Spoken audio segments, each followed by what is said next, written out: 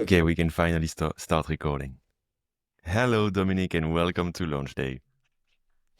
Hey Dago, thanks for having me and nice to finally talk with you after so many years of chatting on Twitter.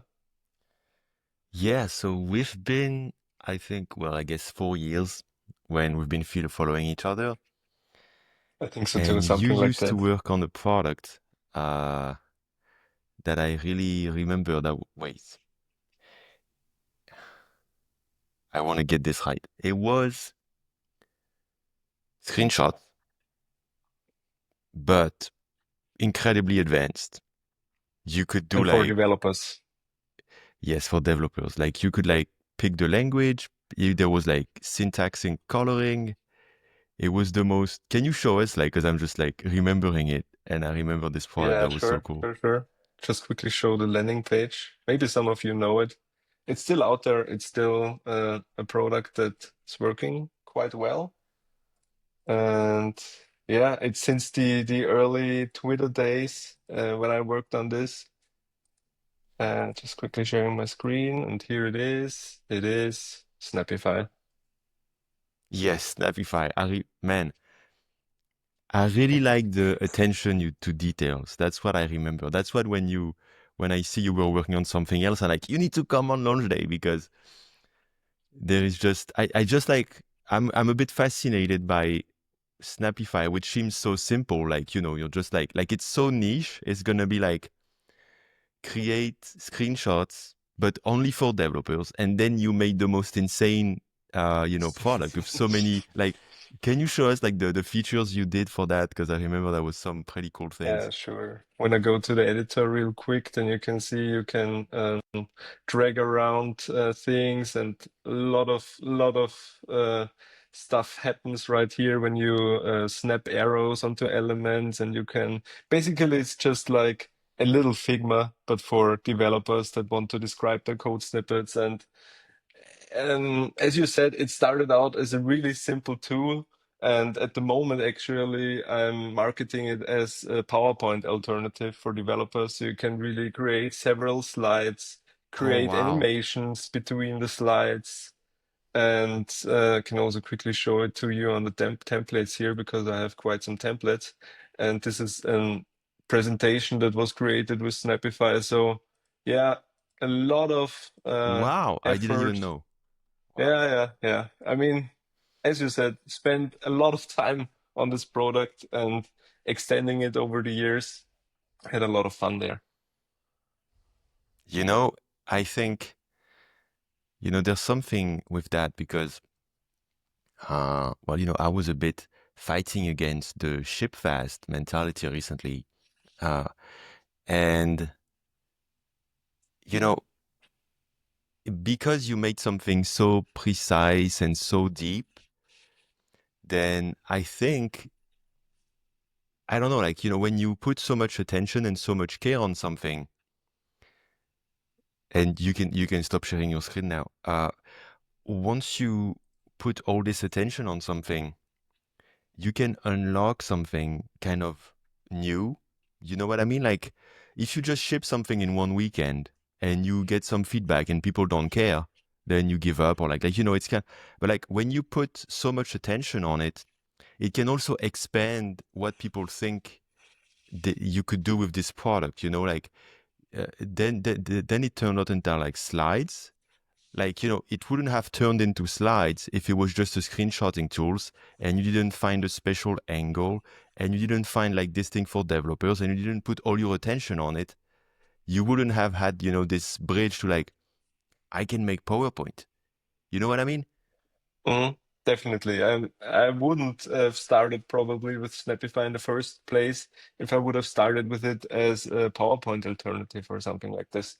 It really grew into that over the years. And yeah, I also think that just shipping something fast and getting it out and then give up after 2 weeks, I mean, you can try to do that, and you can try to do that several times, and probably or maybe sometimes it will work, but in the end, I think it still makes sense to find something you can work on over a longer period of time. Yeah. and also put your dedication into that, because I think, yeah, my time is spent better in trying to yeah, put my effort into one idea, instead of just, yeah, quickly trying things. But then I think what's also a bit or what's good to do before doing that is thinking about it and see if you're willing to do it over a longer period of time, if that's an idea that you want to focus on over a longer period of time. Yeah. At least I think that's a good idea. But that's related, like, because for a lot of people, the joy is in doing it, like, and it's obvious with your products. Like, it's just like you just have this craft that you want to express, you want to create something, like, and then you can see like how, uh, how much attention you put on it. And this is why you do it for the long term, because it brings you happiness to do it also, you know? Absolutely, It's, yeah. it's connected. And so that's why I think there's like two ways. Like, I think some people, they don't really have that and they don't care, and it's fine.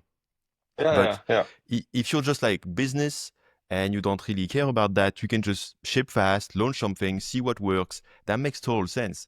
But when you're like this personality that finds happiness in making it and wants to create, and kind of like this child kind of thing of like, making something, then it's a different approach. Yeah. Um, Yeah, but maybe also this ship fast movement is kind of misinterpreted by some people, or I'm not sure if it's really just about making 12 products in 12 months, or if it's more like still try to get your product in front of other people as early as possible, or try to iterate fast. You can yeah. also do that with one product over a longer period of time without just spending a year without telling anyone about it. I think there are nuances to that, that you can ship Yeah, fast, but 100%. still work on one idea for a longer period of time. Yeah, on Twitter, the nuance usually gets, removed. But yeah, I agree. Like, I mean, the faster you go, the better in any situation for that. Of course, it's better to go faster. It's just like, how fast can you go while keeping the integrity of the product and making sure the vision is there and you did something good. Like, going as fast as you can while making something cool. I think the backlash about ship fast is like people who like just shit actual shit, like actual like shitty products, vibe coded in one weekend, and it has no point or anything. They're just hoping to go viral, and that's kind of like not a super inspiring thing. But beyond that, yeah, faster is always better for sure. So now that we know kind of like what kind of stuff you build, I want to know more about you, what your journey is, because I guess you've been indie hacking for at least 4 years, because that's how long I know you. But can you tell me, how you got into that in the first place, and your story a little bit? Sure, sure. So yeah, exactly. I started indie hacking about 4 years ago, when we all were in lockdown and in Corona, and when we had enough time. And Yeah. yeah, before I already was a professional software developer. I finished school in 2013 and then immediately started to work as a software So, developer so because, you're a developer, because that's interesting, because you yeah. look also like a designer when I see the work. Oh, thank you very much. I think that's, yeah, maybe like I got a bit of the feeling because I worked a lot in the front end in the past years in different projects, also, yeah, in professional projects. So I think because of that, I also earned a bit of a skill in the design direction. And in general, I would say the front end is my biggest or what I like to do the most. And I just love to spend times on the details, like you said before, and yeah, crafting a nice experience for the end user. And that's why I also always struggled with the other sides like marketing and getting my products out there. But yeah, But to come Yeah. back, I started my career in 2013, worked in different companies, and then around 2020 and 2021, I founded my own company, started to do freelancing, So that and was started. because of COVID, you said, or before, or how that happened? Yeah, um, it was because of COVID, because then we all had a lot of time, basically. And back then I were together with my friend Anki, maybe you also remember him because we started Snapify together and we were working Yeah, on yeah. it together for a long time. And then we decided to just try freelancing. And because we already had quite some experience in the space of software development, and we thought, yeah, maybe with freelancing, we get a bit of more freedom and then could also start working on our own products.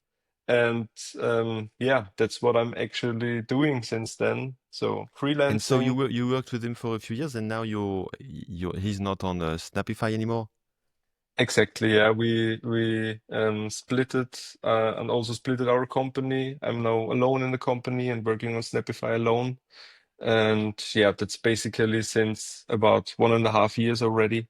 I'm now alone, but we're still good friends. And I think it Okay. was it was a very nice way of splitting the company. We're still in How contact was it? almost every What week. was the reason? How was it? Basically, because Anki wanted to focus more on this freelancing and agency side of things, and I wanted to focus more on products. That was the main reason. And then we thought, okay, doesn't make sense if we want to go into different directions, then yeah, just go our own way. We're still friends. We're still giving each other tips and have a very good relationship, which Yeah, I absolutely love about that situation. But that's yeah, awesome. still, we just decided to yeah, go our And own so way. right now you are, I mean, like you could also have like he could do freelance to bring cash, and you could build a product to be like more long-term revenue. Wasn't that something you could have done or something? Yeah, I think we then were just at a point where we said, okay, let's just try to focus really on our own stuff at that Yeah. point. I mean, we could have done that, that's true. But then still, the one has the more focus on customers with the agency and freelancing. The other one has the head in the products and so on. And then yeah, we thought it's maybe not so good and just It really, didn't really make sense. Yeah. yeah, really go focus on what you want to achieve. And so basically you're freelancing, that's how you make money, and you build like your products on the side, or your products make enough money now to not freelance. How is it looking? I still need to freelance, but I actually built up quite some runway in the past years thanks to freelancing. So, for example, since the whole year of 2025, I didn't do any freelancing. So at the Nice. moment, I was only working on my own products. But I will probably take a new freelance project soon. Even if I have enough runway, I'm kind of a person that I want to be on the safe side. So Yeah, yeah, probably I yeah. will, in the upcoming months, I will do another freelancing projects and do the products on the side. And Because freelancing, also, what is it going to be like? Is it like development, engineering? What is it? Or design? exactly, No. development. Mostly I'm also part of a team and I just do the work that needs to be done without I love freelancing projects where I can give my value without too much planning and hustle on my side. I'm just part of their team. I'm I just never heard of that. contributing. I never heard, because I freelance for 10 years, never had a team of freelance. What is that? Sounds cool. Basically, I'm just part of employees inside of a company, and I'm Small doing freelance. agency, kind of, Yeah, but you freelance? or a bigger company that works on their own product, for example, and they have employees, but they want to have a freelancer that has more Oh, yeah. experience and yeah, just helps with developing features. And which And country are you based? You do that locally or remote? I'm in Austria, but in Okay. the past years, I also had customers from Germany, so I mainly do that remote. I mean, you see there, I'm here in my own office, and I'm just, yeah, working on my place and joining remote.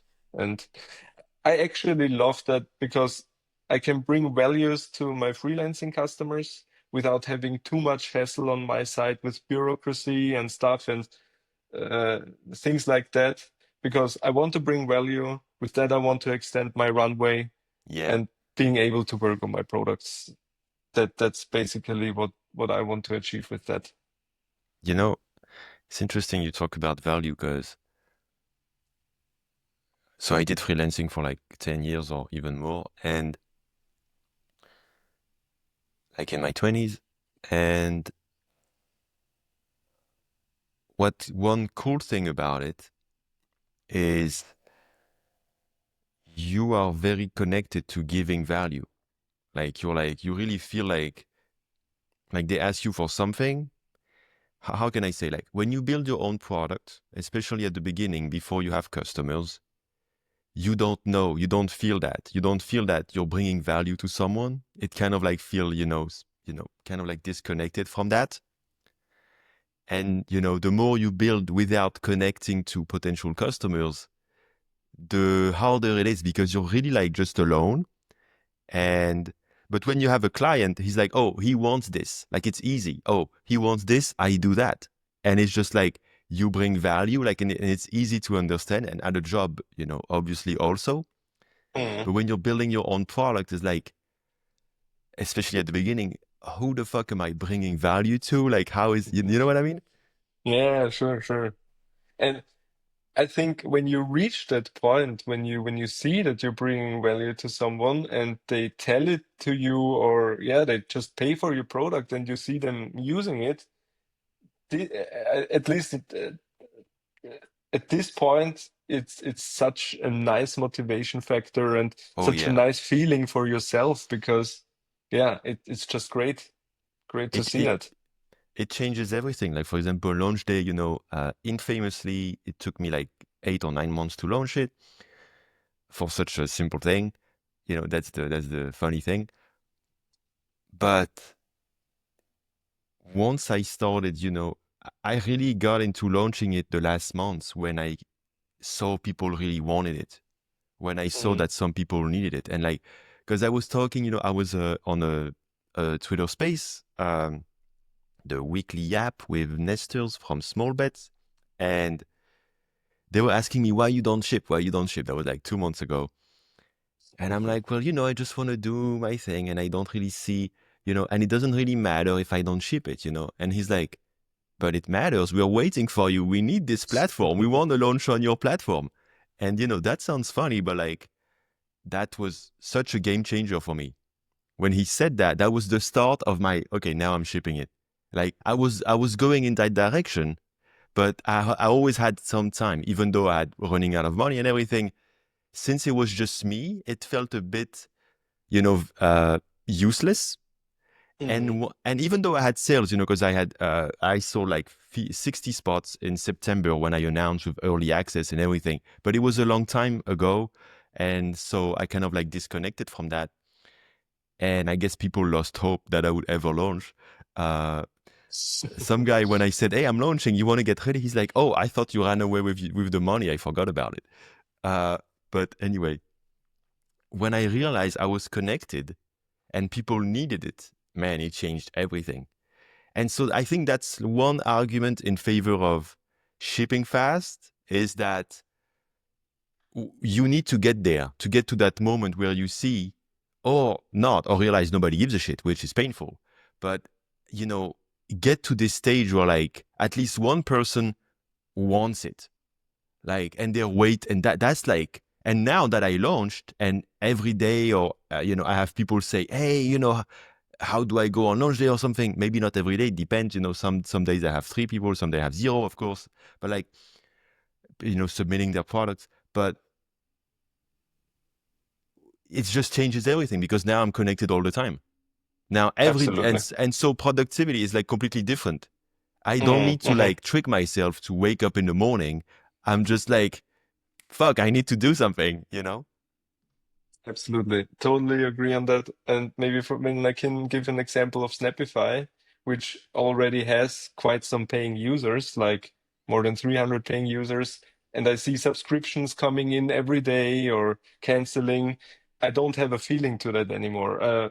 It's okay, it's just happening. There's money coming in, but after the years, there is no feeling. But if someone reaches out to me and says, "Hey, they're using Snapify, they're creating a slide, they love this feature that I've developed," this is really what sparks my motivation at the moment. I mean, we all know that we need the money and we want to reach the point where we can survive from our products. But if you want to run it in the long time and want to have fun and motivation, then really feedback from the users and seeing that you bring them value, at least I think that's the thing which is the most giving, which gives you so much back when working on your product.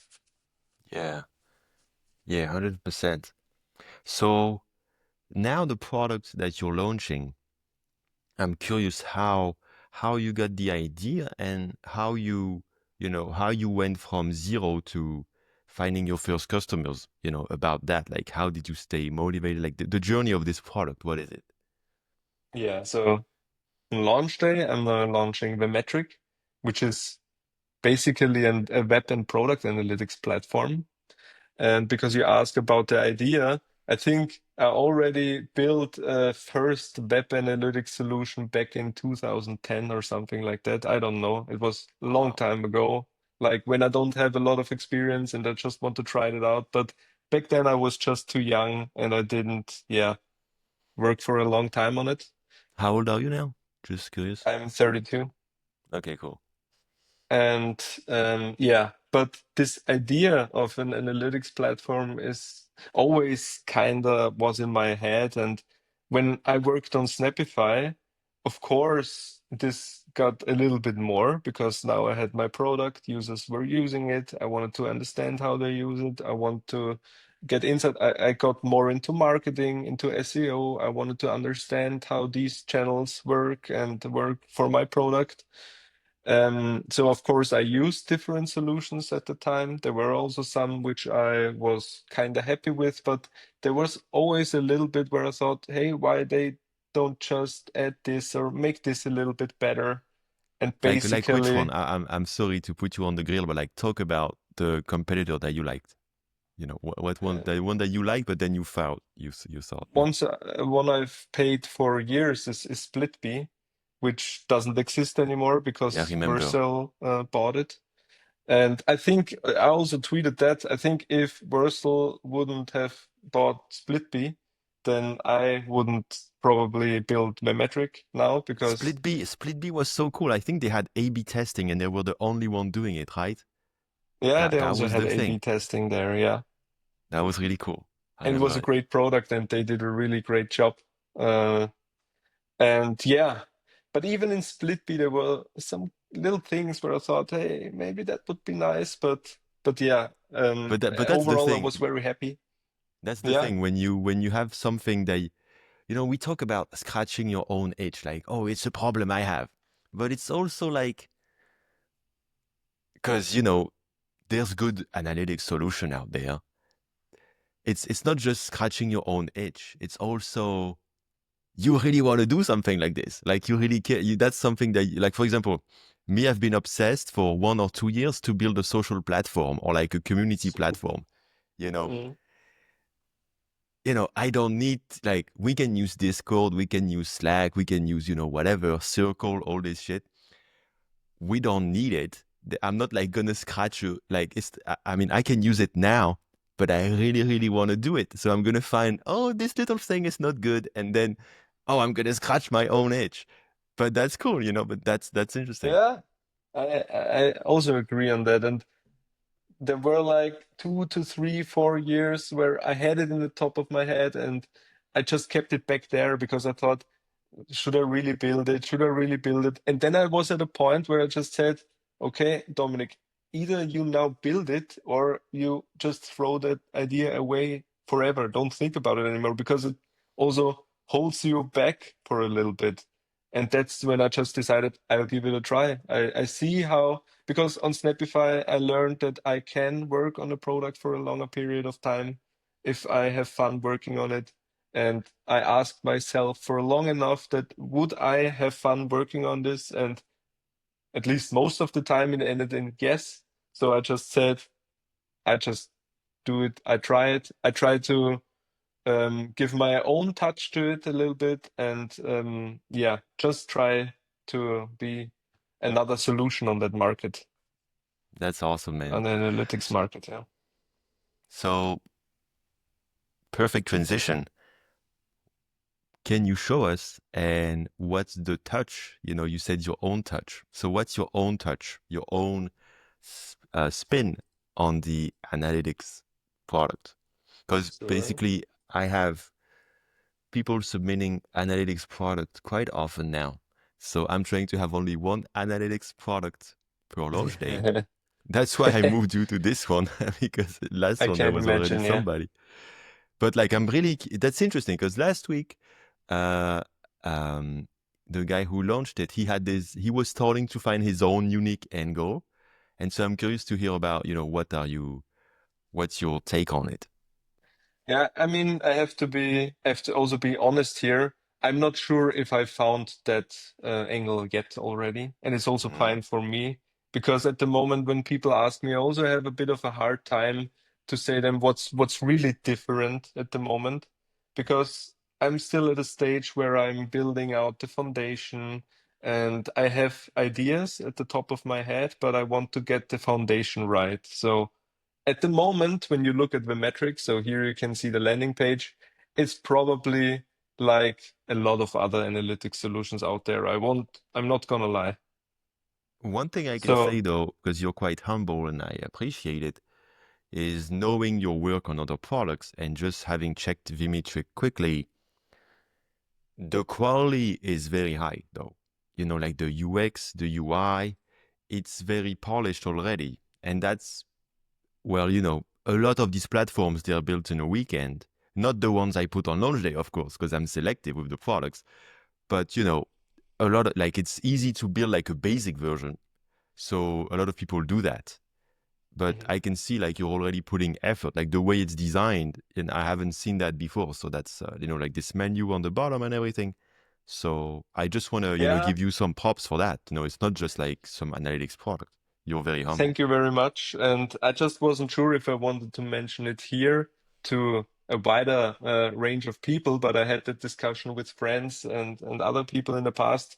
I also think that excellent UI and UX is also a differentiation factor. And I personally love to spend time on crafting a nice experience. And that's also what I'm putting into the metric, of course. I try to from the first step I do try to make it feel like it's nice. So if you want to say, I also think that this is already a differentiation factor Yeah. compared to many other analytics solutions out there because the market is already very crowded. And as you said, you can do a simple solution in uh, uh, very fast, basically, but I've all tried from step one to deliver a nice experience. That's definitely also something which I can say.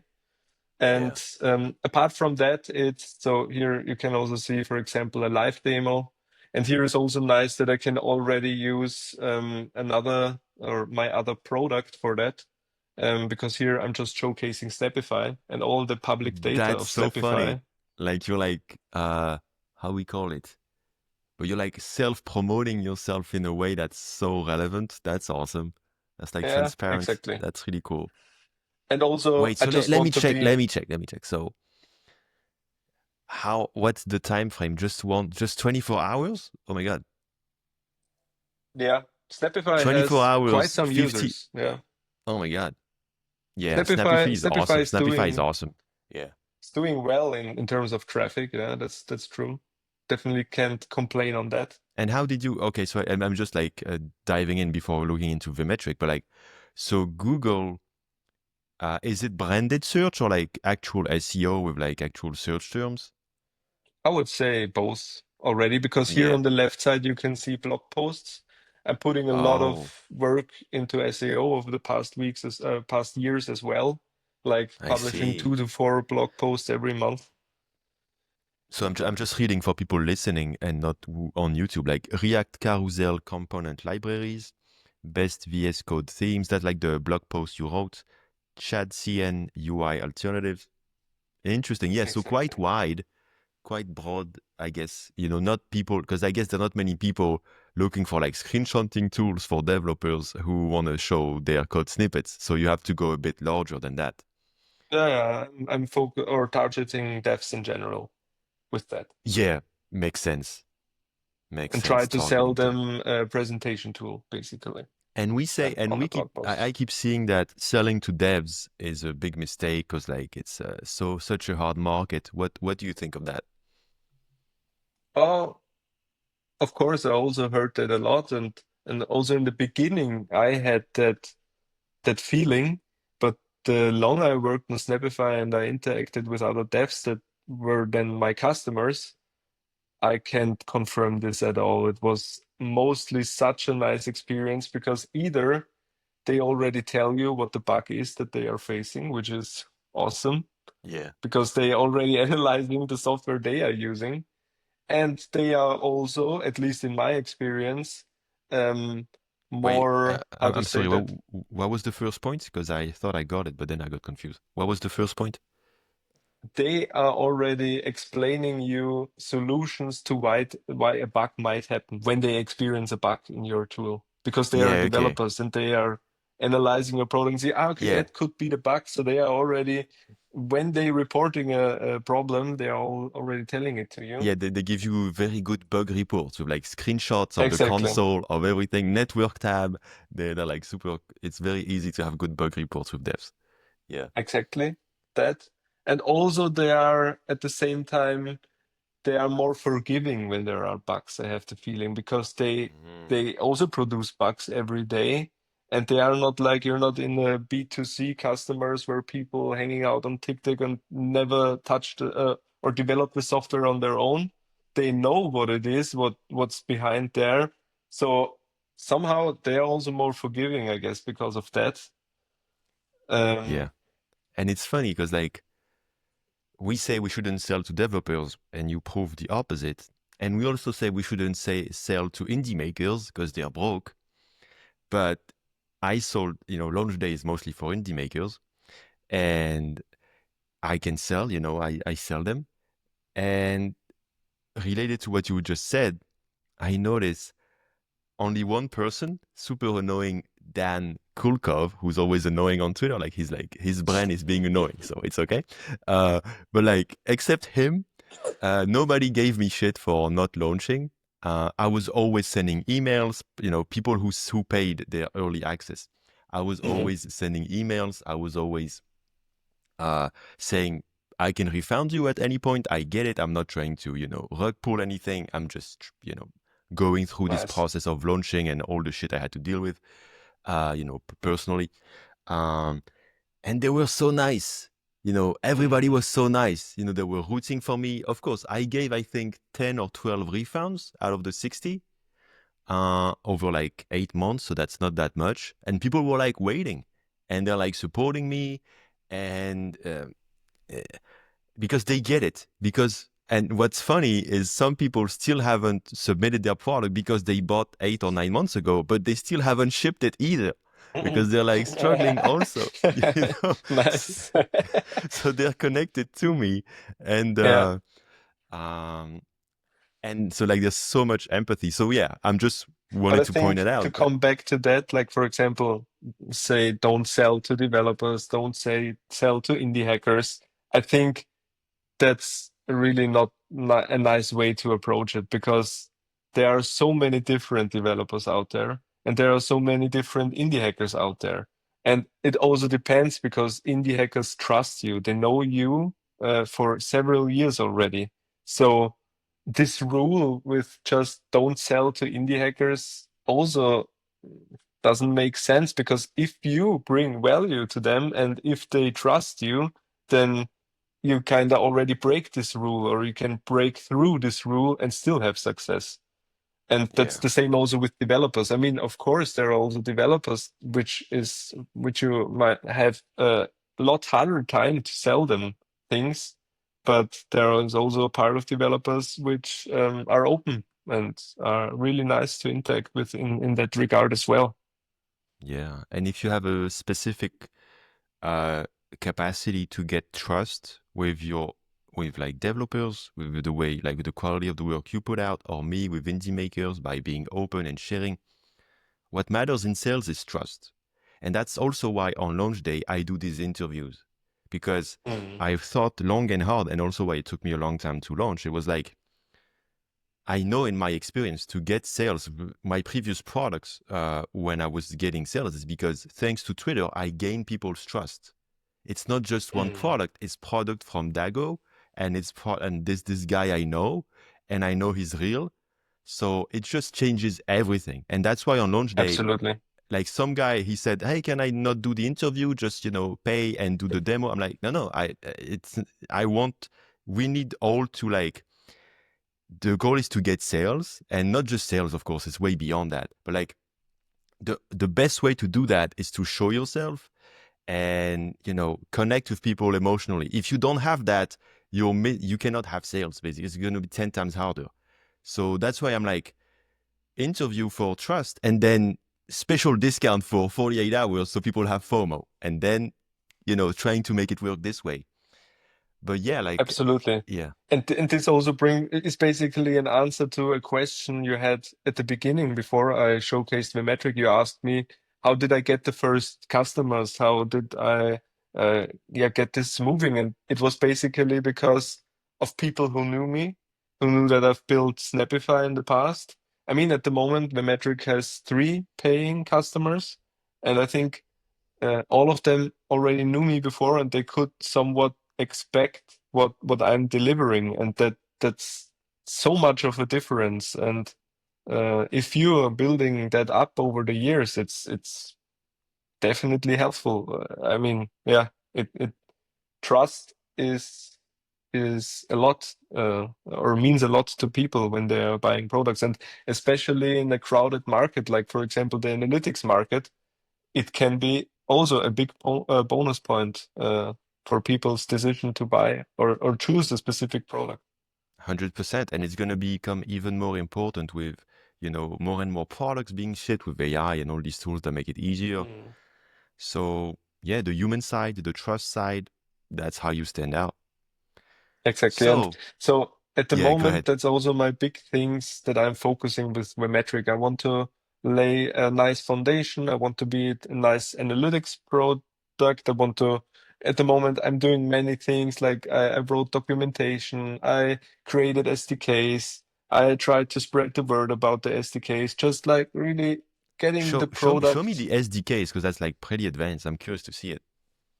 Yep. Basically, here is the documentation, and you can see that I've already pushed quite some different SDKs like for Astro, React, Node.js, Python, Go, PHP. And this makes it just easy to integrate the metric and start Amazing. tracking and sending events. So It's this not is just the a things. JavaScript on the page. It's also you can put it on the back end. You can put it, and I guess you can Exactly. send all the events you want. All the Exactly. For example, when from your Stripe webhook a purchase comes in, then you can immediately track it there from the backend, and it's just more reliable data than just doing it in the front end. yeah. So And yeah, that's what you were saying. You were focused on the solid foundation.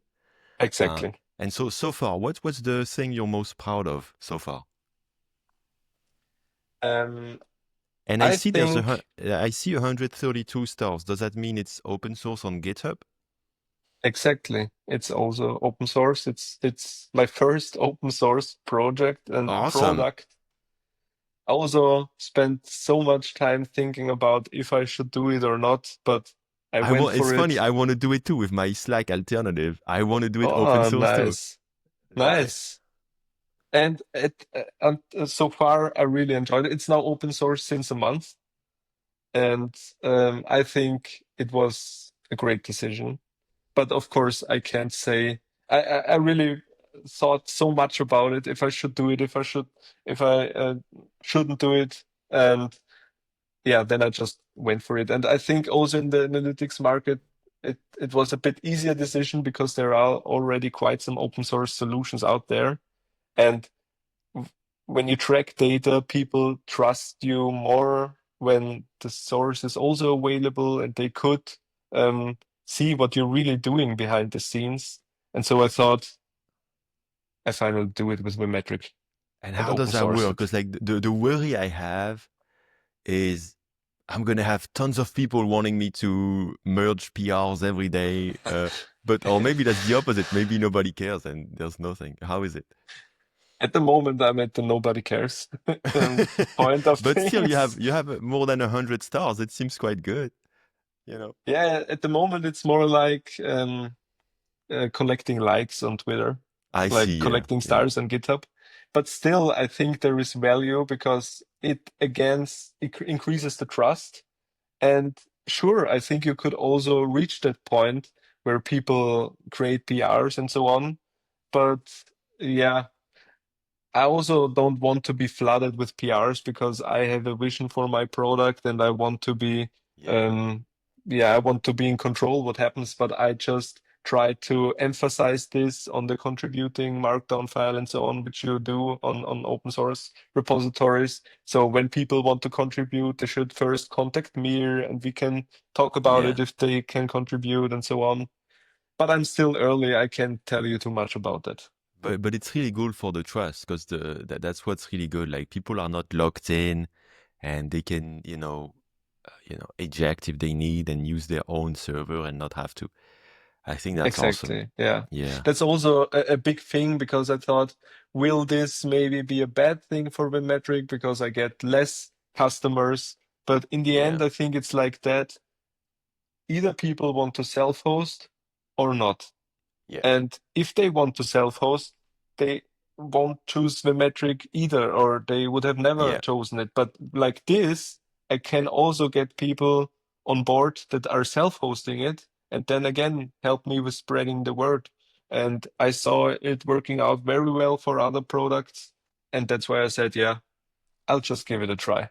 That's awesome. Yeah, I think I want to do something similar, and I'm really curious to see how it goes for you. So can you show me like the thing, the coolest thing on the metric for you? So just have to make sure that I don't show you. Uh, I think like this, I can show it to you. I at first, personally, I really like this view where you can see all of the users that have interacted with your product. But there are also quite some other solutions that show that to you. Then you can also click on one user. This is basically now you can see me Oh, interacting with the metric because I'm also tracking the metric with the metric, which yeah, is yeah, Inception funny. style. But here you can see a specific user and what, for example, yeah, I just wanted always to have is the first scene card here because Yeah. for Snapify, I also always wanted to see where did the user came from in the first place. And for Mm. example, did one of my blog posts really lead to a conversion, even if it was months later and so on? And then how they will And use the product, because I can see this very interesting activity, GitHub style activity graph. That's really exactly. And cool. here you can also click on one day. And then on the left side, you see the events from that day. So if you Wow. want to go back and only want to see how the user interacted with your product on that day, you can also see it like this. But to be fair, this was also already working like that in SplitBee. So I also wasn't yeah, Yeah, doing okay. something Yeah, magical I here. never tried. Yeah. Okay. Um, but yeah, I'm still having a bit hard time to describe, but I have ideas for the future, which I want to extend the product. I want to do more like user segmentation, where I can show the users here on the page, users that are more likely to churn because they haven't interacted with your product. So you Yeah. might want to reach out with them. I have several ideas in my head, but as I said, at the moment, I'm still laying the foundations. At the moment, I'm working heavily on the funnels feature where you can Yeah. create funnels. But And this is what also basically something you have in other Yeah, yeah, but analytics you tools. have something there, something in another app, and maybe, in a couple months, your app is the only one with this set of features all together in a nice UX. So, Yeah, sure. Sure. It's really cool. Like you said in the beginning, I'm kind of humble, and I don't want to sell people something that this is the magical tool, because at the moment it's still very similar to other analytics products. In my opinion, it's also one of the best in terms of UI and UX. You get Yeah. an extraordinary experience, and it's definitely already at a point where it helps you to understand where are your users coming from, which things are helping you to convert, and also to see how are they interacting with your product, and maybe to show Is you a little bit of did a you do a detail. did you do a mobile version yet? Like responsive? Not yet, or the web app is responsive, yes. Because I also want to always check on my analytics on the go. So here Oh, you can see awesome. it's really it works very well on mobile. Nice. Yeah, because I was wondering, because since you're a UX guy, a really good move to put the menu on the bottom. Because big mistake people do is they just do like a hamburger menu with like just these three lines. But it's always better to show in one click where you can go. So a really good move, really good UI move, I Yeah, think. absolutely. Because also I have the idea I actually already decided on that. I want to make native apps as well, because I Oh, just want to give the users the opportunity to receive notifications when specific events happen. Maybe when something urgent happens, they want to receive a notification. that's And amazing. And that brings me to this thing you did with Snapify. You go super deep and then it unlocks something. Because then when you say this, now you're like really, really going deep into how do I make the best experience for the user. And now you're going to send notifications for events, which is not on like a lot of these other platforms. So now it's becoming something new. And then maybe, and I'm not giving advice, I'm just saying, just it's a possibility. Only because of that, maybe in Snapify, you started doing presentations, PowerPoints. Maybe there, you're going to end up be like a event tracker and like logs of things. And maybe in 6 months, there's like Slack integration or like some shit like this. And you open a completely different market. Like there's like a product called Log Snag or something like that from an indie maker that does that. And and that's only because you give a shit and you care. And so you end up doing features that nobody else thought of. And then this mix of new feature that nobody thought of in an existing market creates an original and interesting product. yeah, basically that's describes very well my idea at the moment. And um, also, for example, for the mobile app, I think it would really be nice if you can have nice native widgets on your app, maybe where you can see some Yeah, statistics directly on your home screen and stuff like that. But that's on really have several ideas. But um, and that also maybe brings me to another point: is when do you want to ship your product? And now I'm launching on launch day on your platform. I also already launched on other platforms and try to get the word out there. Even if Vemetric at the moment is not too different from other solutions, but I have to get going at some point. I yeah, need to get started with the product, and it's going to develop. It probably will look a lot different in a year. And then maybe when someone asks me, I can also go more into detail about what's different and what's the key differentiators in terms of features. But at the moment, yeah, I'm focusing on laying down a nice foundation, and my plan is to work on this thing for a longer period of time, and yeah, make it a nice that's solution. awesome. And can you stop sharing your screen? Um, Yeah, sure. and I wish I had a button to stop sharing the screen of the guest on Riverside because I'm always asking this shit. But anyway, uh, I think the thing you have going for you is the trust because the previous product, you've been doing it for 4 years. You're still running it. It's still working. You're still working on it. So, because like I think that's kind of like a hurdle that we have as indie makers is like, oh, is he gonna keep working on it? Is he? Because like a lot of people, they just do something and then they give up or they stop. Mm. So it's hard to invest. And even if it's not just money, it's also the cost of switching, analytics, for example. Oh, you need to switch platform. And then what happens with my data if this guy stops? But with you, I'm like super confident you're not going to stop. So I can, use your platform and, it's going to be good for years. That's how I feel about it. So I think really, and maybe that's something to put on the landing page, actually, something like that. But I don't know. I'm just Mm, thinking about it. But like this trusting, this long-term trusting, I think it's very mm. important. Yeah. Yeah, thanks that you're mentioning that, because yeah, that's also some of the things which I hoped would help me with building something like Vemetric in the long run. Yeah. Yeah. 100%. Well, that was awesome having you on launch day, man, and finally meeting you. Yeah, absolutely. I enjoyed it a lot. Thanks for this nice and casual chat. I really enjoy this format. So I just can also say, please keep it going, because those chats are so nice. And also, I think they somehow bring the indie community a bit closer together. Yeah. That's the whole idea, man. I'm like, that's why I started doing the podcast, because at first I was like, should I make something like with crazy videos, with like telling the story? But like, it doesn't matter. Like, I think like what people are missing is just like we are, like, for example, me and a lot of us, we're just alone. Like physically, we're just like, oh, I'm here in Lille, you're here in your city in Austria. Everybody's kind of like alone and we're all online.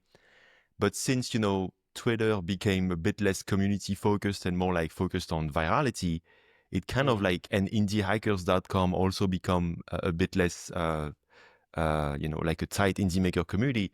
We kind of like lost where we can hang out and where we mm, can. And I feel like this podcast, that's why I'm like, I'm just doing one per day, like on average, because it's basically all mm. these interviews and I'm just putting them there. And it's just, if you listen to that, you just can hang out with indie makers for half an hour or 50 minutes a day. That's the, Absolutely, yeah. and That's that's really all. nice. But that's awesome. Yeah. Yeah, I think so too. I think it's a good idea. So I just can say, please keep it going. I enjoy Yeah. it a lot. Thanks, man. That's awesome. So we're gonna do a fake goodbye, which I'm gonna keep in the recording, but please, I'm not gonna don't close the window right away. So yeah.